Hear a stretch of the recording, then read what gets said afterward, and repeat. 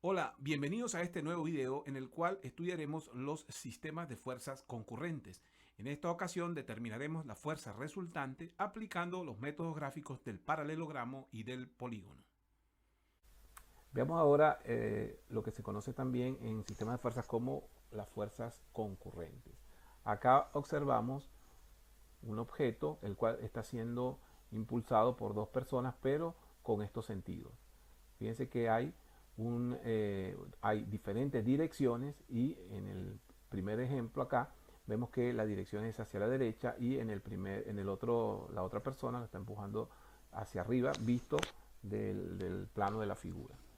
Si representamos eso gráficamente, veríamos que, por ejemplo, esta fuerza 2 y esta fuerza 1 tendrían esta dirección y este sentido, y esta resultante, que sería el efecto que resulta de la aplicación de esta dos fuerzas, nos indicaría, esta flecha nos indicaría que el objeto se movería en forma diagonal dependiendo de las magnitudes que tenga cada una de estas fuerzas o de los módulos que tenga cada una de las fuerzas aplicadas.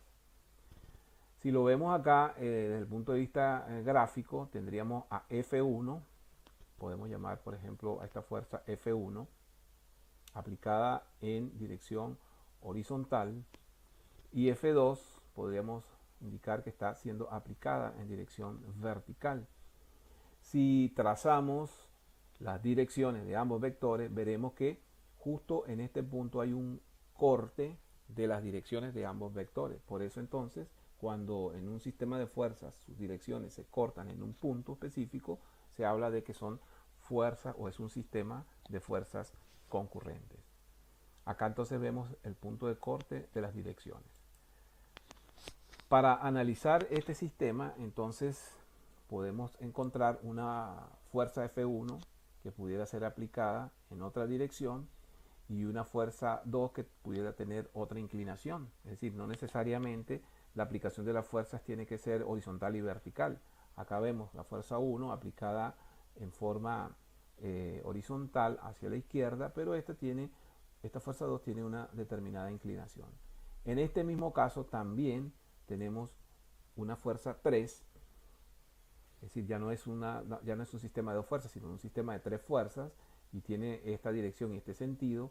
Y nótese entonces que las tres direcciones, tanto la dirección de F1 como la de F2 y F3, se cortan en este punto que está acá.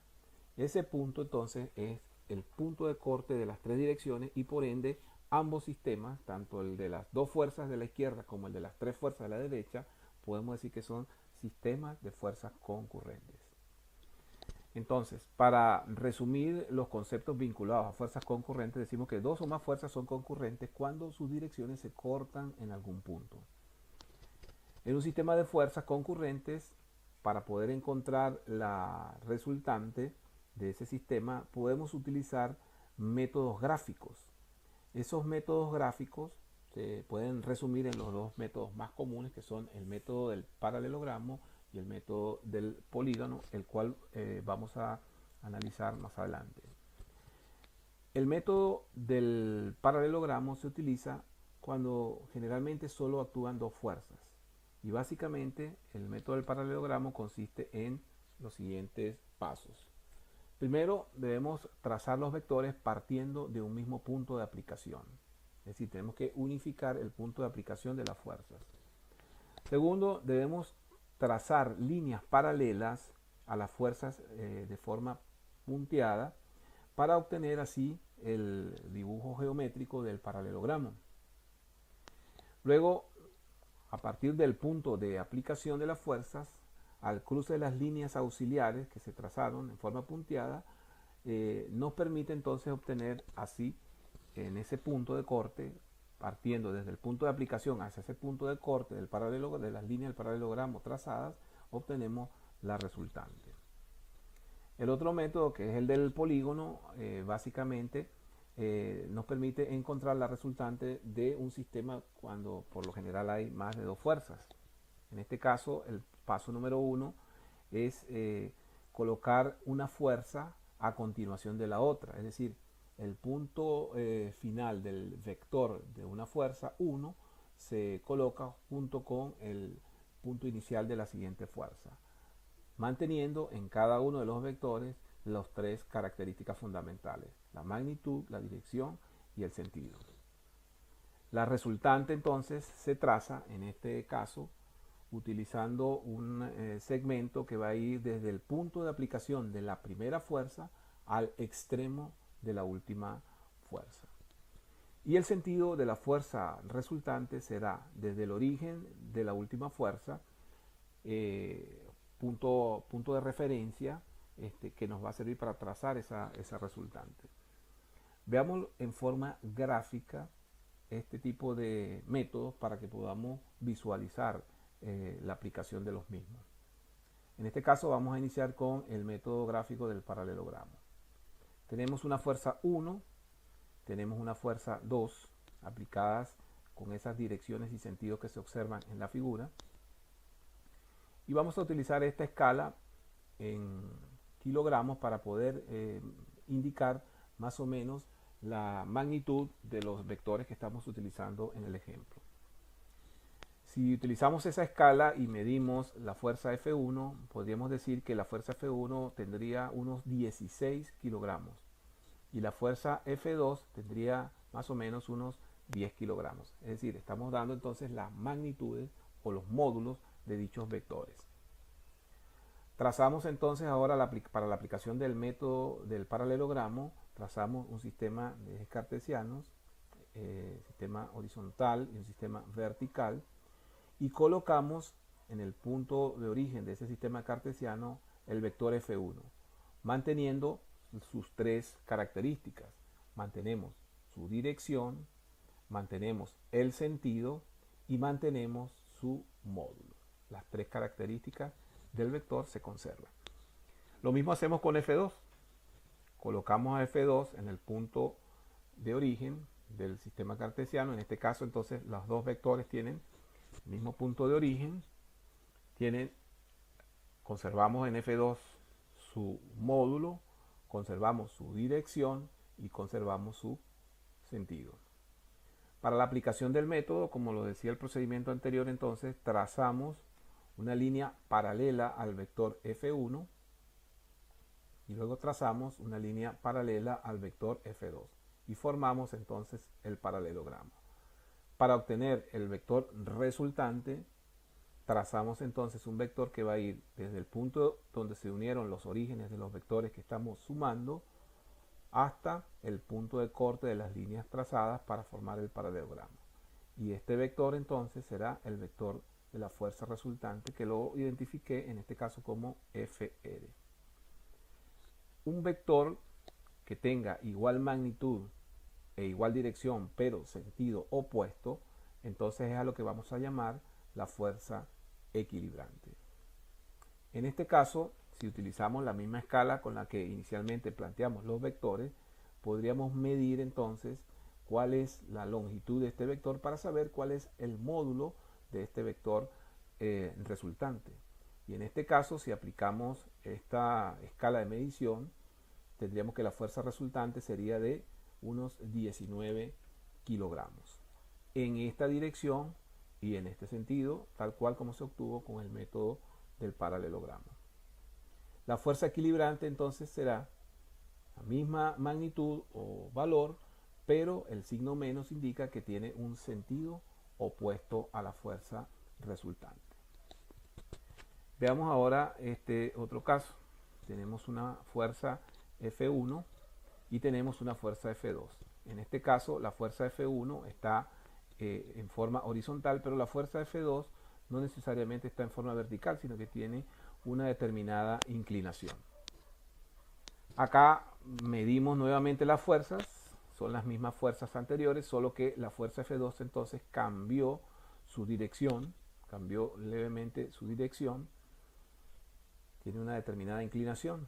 Entonces trazamos ahora ya no un sistema cartesiano, sino simplemente trazamos las dos direcciones y vemos el punto donde se cortan las dos direcciones. Ese punto donde se cortan las dos direcciones va a ser nuestro punto de referencia para desplazar los orígenes de cada uno de los vectores que queremos combinar para formar y determinar la resultante. En este caso, ubicamos el vector F1 manteniendo las tres características del vector, módulo, dirección y sentido, y trasladamos el vector F2 manteniendo módulo, dirección y sentido. Acá vemos entonces que lo que hicimos fue desplazar el vector F1 y colocar el origen del vector F1 justo en el punto de corte de las dos direcciones, y lo mismo hicimos con el vector F2 y formamos entonces este nuevo sistema.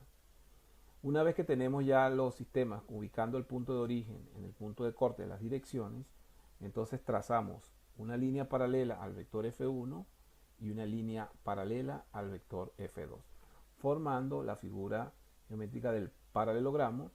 Y en este caso entonces desde el punto de origen donde se juntan los orígenes de ambos vectores hasta el punto en el que se cortan las líneas paralelas que trazamos a cada vector, es que vamos a trazar nuestro vector resultante. En este caso la fuerza resultante va a tener entonces o va a estar identificada por este nuevo vector.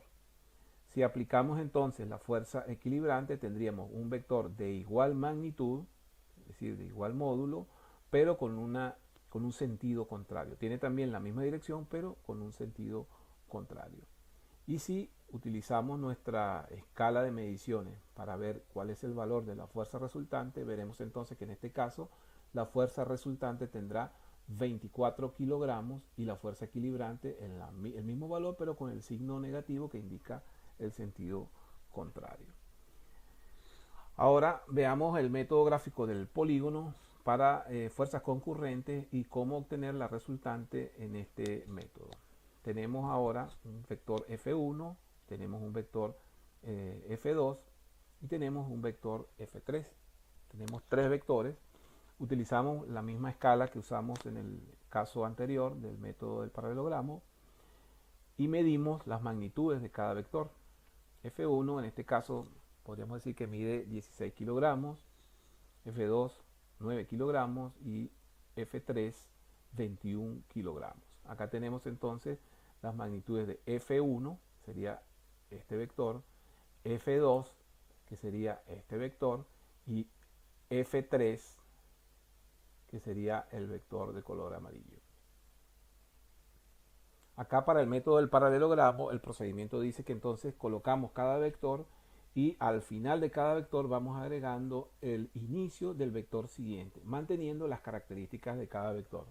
Entonces acá tomo el vector F1, lo ubico justo acá, en forma horizontal, manteniendo su dirección, manteniendo su sentido y manteniendo su módulo. Luego entonces el siguiente vector, el F2, lo vamos a colocar al final del vector F1. El inicio del vector F2 va a ir al final del vector F1, manteniendo dirección, manteniendo el sentido de F2 y manteniendo el respectivo módulo o magnitud. Y lo mismo hacemos con el vector F3.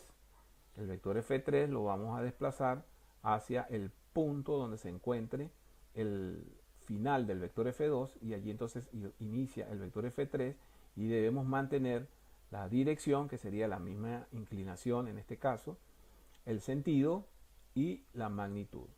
Y para obtener el vector resultante lo que tenemos que hacer es unir el origen del primer vector con el final del último vector. Acá trazamos entonces el vector resultante y tendremos que la fuerza resultante va a ser este vector que tenemos justo acá.